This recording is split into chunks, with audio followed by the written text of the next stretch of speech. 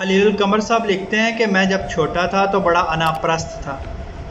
غریبی کے باوجود کبھی بھی یوزڈ کپڑے نہیں پہنتا تھا. ایک بار میرے ابا کو کپڑے کا سوٹ گفٹ ملا تو میں نے ان سے کہا مجھے کوٹ سلوانا ہے.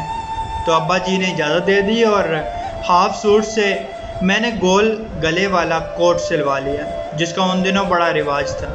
وہ کوٹ پہن کر میں چچا کے گھر گیا تو چچی اور کزنس نے فٹ سے پوچھا اوے خلیلے ایک کوٹ کتھوں لے آئی؟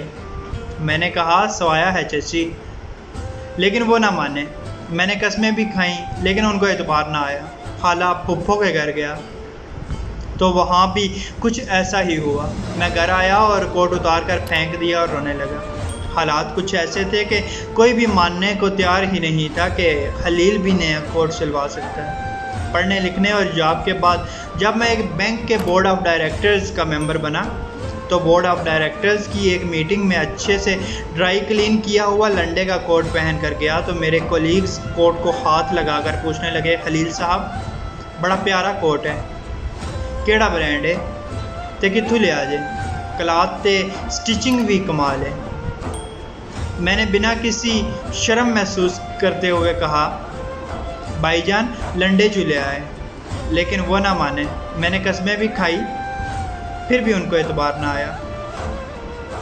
اور اب کی بار میں رونے کے بجائے ہنسنے لگ گیا. سچ ہے یہ معاشرہ بڑا منافق ہے، غریب کے سچ پر بھی اعتبار نہیں کرتا اور امیر کے جھوٹ پر بھی صداقت کی مہر لگا دیتا ہے. اللہ پاک آسانیاں حاصل اور تقسیم کرنے کی توفیق عطا فرمائے. آمین. جزاک اللہ.